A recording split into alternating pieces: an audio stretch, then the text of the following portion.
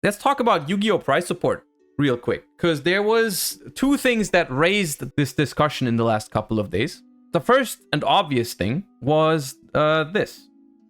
The new YCS price card has been announced, and it is another verse card. Another verse Glutonia, another vanilla monster. This got a lot of mixed feedback, just like with another verse Dragon. Some people were in the camp of this card is obviously not a good Yu-Gi-Oh card, and therefore it's not a good price card. It's not very fitting that this card is just a vanilla, and so on and so forth. My personal opinion is that this card just looks cool. And in my book, that's all a price card needs to do, is it needs to look cool, right? It doesn't need to be a good card. I would even argue the other way around. I think it is horrible when a YCS price card is actually a good Yu-Gi-Oh card. You guys saying, oh, this card should be better than this, you guys should really think about what that would mean. If they made a meta-relevant YCS price card, it would be insane. Yes, it would be worth a lot of money, but it would suck, dude. It would suck. At a high competitive level, you would be forced to spend so much money on such a card if you could even afford it. It would be awful. Awful, awful, awful, awful, awful. A YCS price card should not be an exclusive top-tier level card. Period. And then some people don't like specifically that it's a vanilla. I personally don't see the difference between them making a freaking Digvorzak, which had such a bad effect that it was practically a vanilla. If a card is unplayable, why does it matter that it's a vanilla? Why the hell does it matter? What I like about them specifically making vanillas is that they can do some nice flavor text instead of giving them an effect that sucks. I don't like looking at my price card and reading an effect that's terrible. I like looking at a card and reading a cool flavor text. I don't know about you, but I think that's better than giving them an effect that's irrelevant. So I like this card. I think the artwork is cool. I think the playmat looks sick, which honestly, way more people win the playmat than the card as well. This playmat, this price card, it's a win in my books. One thing that I will say, some people have said that it was hard to sell their Another Verse Dragons, which I personally can't confirm because I have not sold my Ultra Rare Another Verse Dragon. I even still have my Super Rare Another Verse Dragon. But I do think in terms of the offers that I've gotten and in terms of the price that they seem to run at, it seems like it didn't really change. Check the price right now on Card Market. We could. Hold up. 600 is the cheapest one, and one has sold for 500 in the last day. I will say, I don't think this is much less than previous price cards during their release year. Price cards usually go up in value once they are not given out anymore, but $500 to $600 for a super rare price card is, in my opinion, fine. The only ones that I remember being more expensive were the ones that were actually playable. Chaos Emperor Dragon, King of Armageddon, or Minerva, but cards like Digvorzak back in the day was 100. Blood Mephist was less than 100. That's 10 years ago, but still. Now, of course, there's other issues with tournament pricing. That's the main thing that I want to talk about. I'm not sparking the discussion of does Yu-Gi-Oh! Have good enough price support because of this price card. It's just one of the things that triggered it. But my opinion on this price card is it's absolutely fine, and you all should be happy that it's not a playable card, because that would be horrible. That much for that. There was actually another tweet or another post on X that caused me to think, hey, we should maybe talk about Yu-Gi-Oh! Price support, and that was this one. This one was the post that I saw yesterday, where I was like, okay, maybe we do need to talk about Yu-Gi-Oh! Price support. Gabriel Netz teamed up with Paulo and Michelle for this 3v3 ICS. They went on to make top 8. It's a 10 out of 10 because of the plastic bag. The plastic bag hits different. The plastic bag's insane. The plastic bag's what makes this post completely crazy.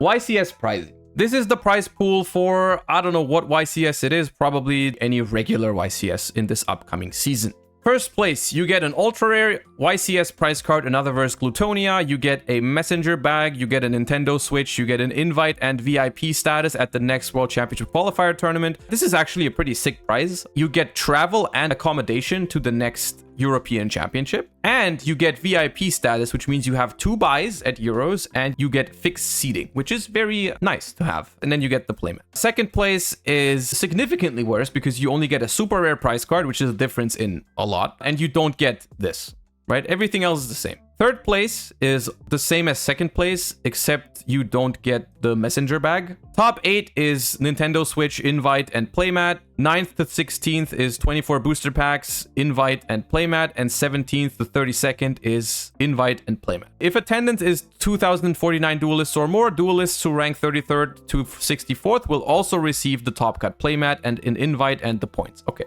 Let me preface this by saying something right off the bat. It is absolutely not possible currently to make a living off of being successful at Yu-Gi-Oh! Absolutely not possible. But I will also say that I don't think that is something that's necessary. That is not something that we as a community, in my opinion, should be asking for. I don't think someone that's good at Yu-Gi-Oh! And does well at tournaments should be guaranteed to be living off of that. That is not the benchmark we're trying to hit, I think. I just don't think that can be the argument, right? Maybe you can live off of being really good in a super popular sport or game. In Yu-Gi-Oh! As like a niche hobby, I don't think it's necessary to be living off of it in terms of just from playing it. And I say that as someone who, if it was possible to live off of being good at Yu-Gi-Oh!, I would probably be living off of it right now, right? I am one of the people that would benefit the most from being able to live off of this game. I am living off of it because I made it my job to create content. There's absolutely other ways to make a living off of Yu-Gi-Oh! By creating content, buying and selling Yu-Gi-Oh! Cards, whatever, these kind of things. You can live off of Yu-Gi-Oh! That way. You can't live off just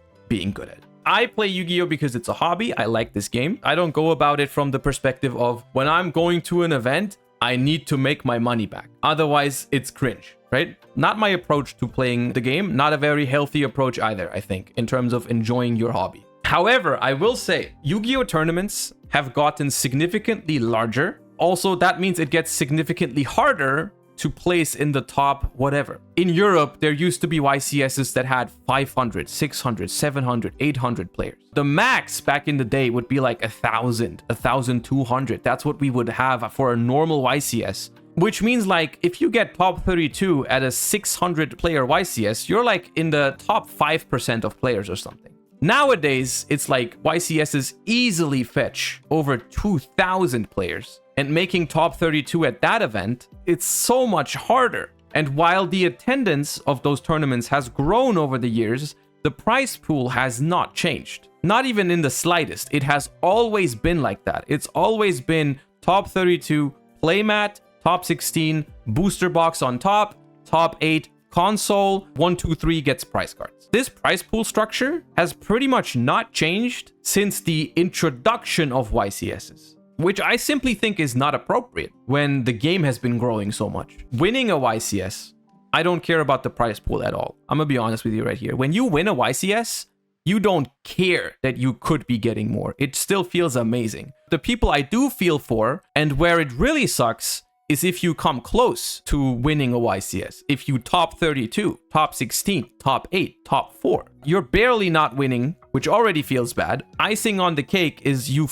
get a playmat, and that just doesn't feel good. I think it's just frustrating to all the people in top 64, top 32, which went through so much hassle, traveled to an event, went through 2 days of very hard competition, then get eliminated in top cut, and you simply just get a playmat. Especially when you see most of the public events at YCSs have better pricing than the main event. For everyone that doesn't win the main event, there's like better public events. Like if you win a giant card at a public event, you're looking at way over $1,000 these days. That's around the same as second place in the main event of a YCS. In North American YCSs, it can be even worse because they have those side events that give you those uncut sheets of the main sets. Those are insane money. Those are worth more than if you win the YCS. What should they change in my opinion? One thing I see very often when I scroll through the comments in any discussion about this is that people say we need cash prizes. And maybe this is an unpopular opinion, but I don't think we do. Now let me elaborate. Let's say Konami says, we want our players to feel better about topping a YCS, and we think it would be appropriate if they got something in the ballpark of $200 for top 32. They want to give you something that's worth $200. Probably more because of taxes, but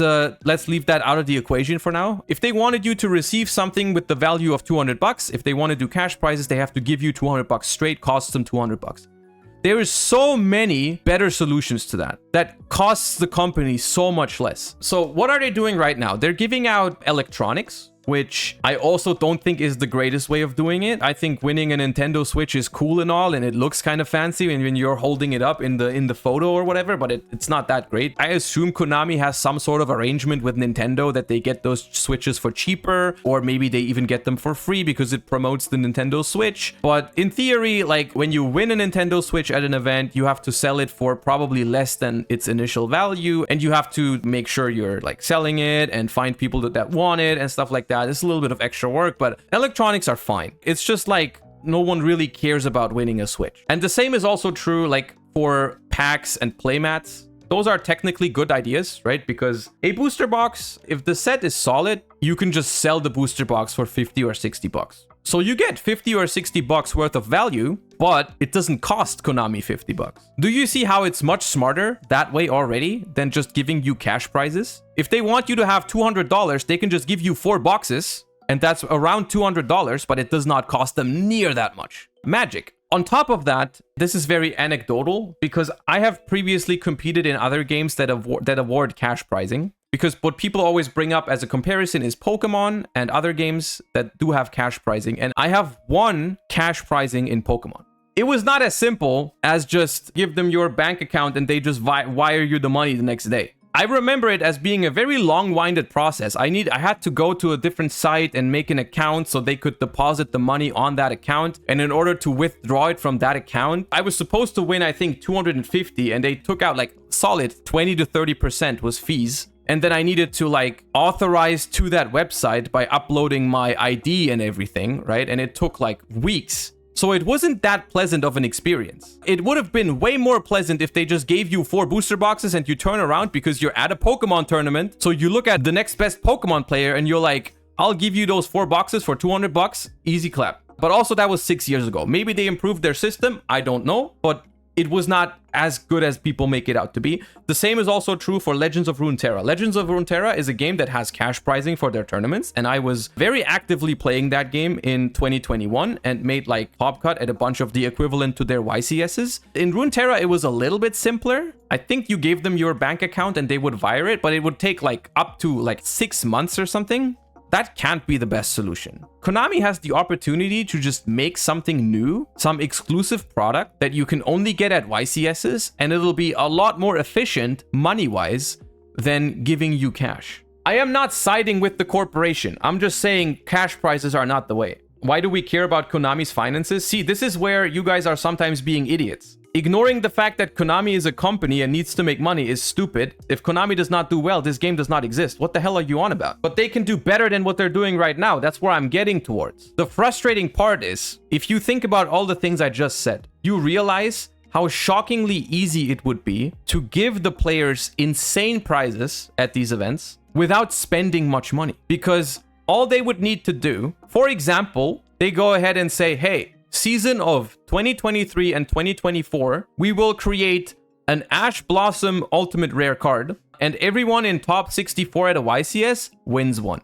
Literally, that entire year of printing Ash Blossoms in Ultimate Rare costs them 10 bucks. Not even. It's not even relevant to the company in the grand scheme. But the payoff to the community would be insane. Think about how much that card would be worth. The top 64 YCS exclusive Ash Blossom or any other card, really, in an exclusive rarity, it would just be so good. Lowballing maybe 300, 400, 500, but could easily be more than that for everyone who tops a YCS. And now suddenly everyone that tops a YCS is just happy and they don't even have to pay anything for it. And that's the frustrating part. The frustrating part is that they don't try to find a solution like that. I don't know what the reason is, honestly. I would be very intrigued to know the reason why, because surely they have thought about something like this, right? They are doing exclusive product for YCSs and other tournaments. You have regionally exclusive playmats. You have regionally exclusive deck boxes. You have YCS exclusive coins for entry. You have YCS exclusive playmats for entry.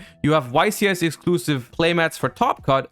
Why not promo cards? To come to an end here, so I don't keep repeating myself, I don't think Yu-Gi-Oh! Is something that you need to be 100% able to live off of if you are good at it. But the point is, it would be really nice to give people more for topping a 2,000 player YCS than a playmat. I think that's a little disrespectful. I'm not asking for, like I said, cash prizes or the ability to live off of it, but freaking feeling like you've accomplished something when you top 32 at YCS. It does feel like the company doesn't even acknowledge that it's a good achievement. They're like, what you've achieved here is not that special, so we're not giving you anything special. And that's what I think is bothering most of the people, right? It's not like someone who lost in top 32 is like, oh my god, I top 32 to YCS. I think I should now be a millionaire. It's more like, I don't feel like I've done anything right now because I'm not getting anything for it. To me personally, I've never played Yu-Gi-Oh for the prizing. It's never been my motivation. I'll never quit a game that I love because the prizes are not good, but I do think it would be nice to just have a little bit of a better solution.